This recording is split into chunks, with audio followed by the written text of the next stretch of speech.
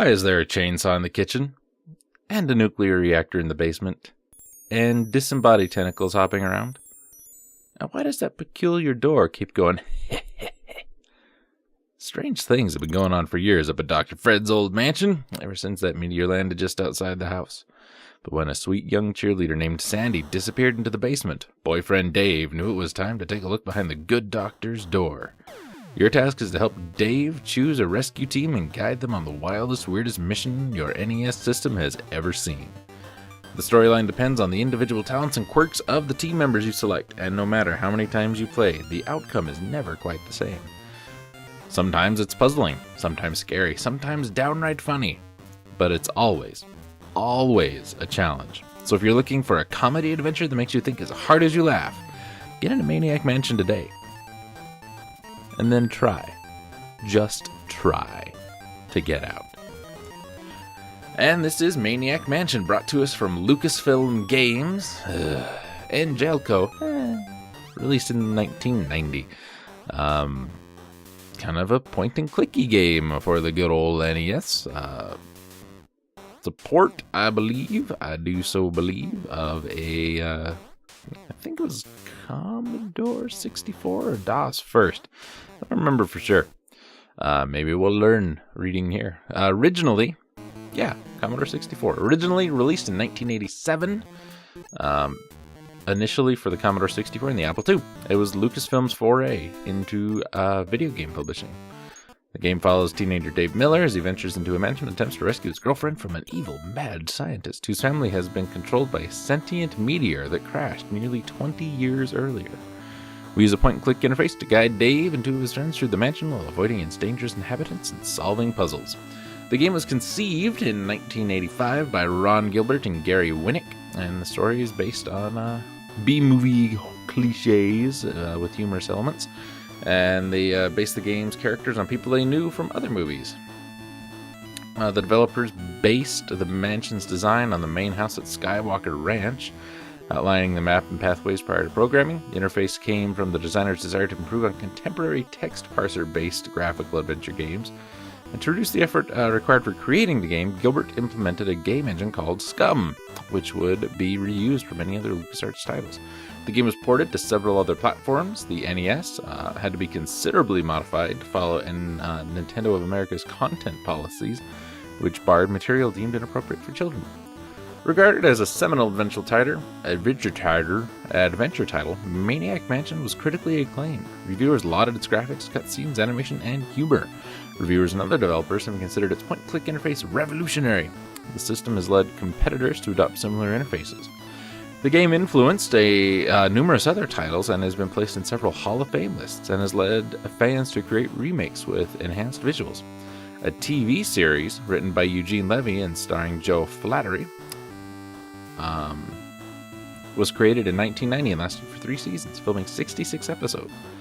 Lucasfilm Games released the sequel, Day of the Tentacle, in 1993, which also received critical acclaim. Eugene Levy, huh? I have to check that out. So, yeah, pretty much a more complicated point-and-click adventure than Shadowgate and Deja Vu and all of them. Not too shabby. It's a little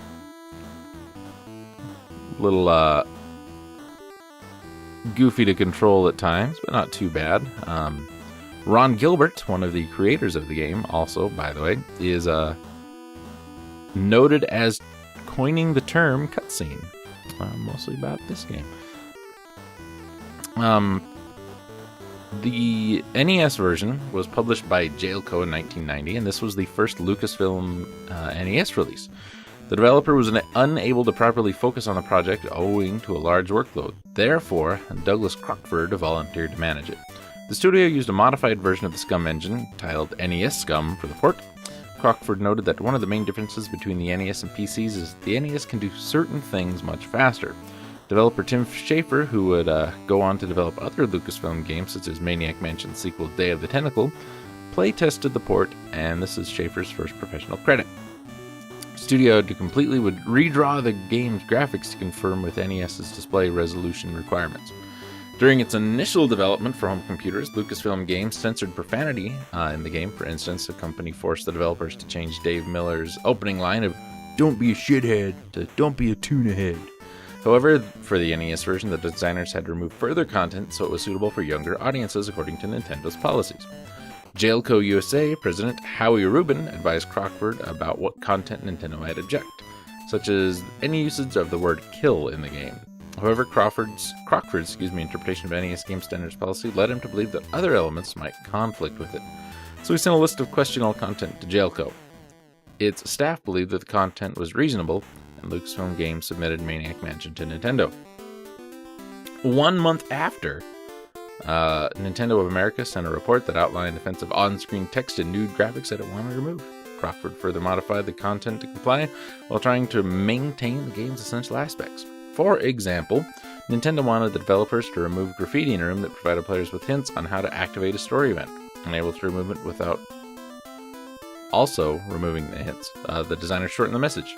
Nintendo listed objectionable dialogue lines that need to be changed, including many of Nurse Edna's sexually suggestive lines. Blech. They also removed the line from one of Dr. Fred's cutscenes in which he said, "Getting your pretty brains sucked out." Not saying right away what part of the line was offensive, they clarified, saying that sucked was deemed too graphic. It's a little goofy, and we all know what a failure the NES was, even with all these things, right? It's a pretty classic game. I've never played much of it, though. It's not really my style, and I'm starting to, in my old age, realize that, maybe it's not so much the games. Maybe it's the developer. Lucas Games, really, for the most part, to me, are not a whole lot of fun. If you're into point-and-click adventure games, though, you do probably need to give this one a try. And keep watching the website, because one of these days, I'm going to get Ragnats to Let's Play this.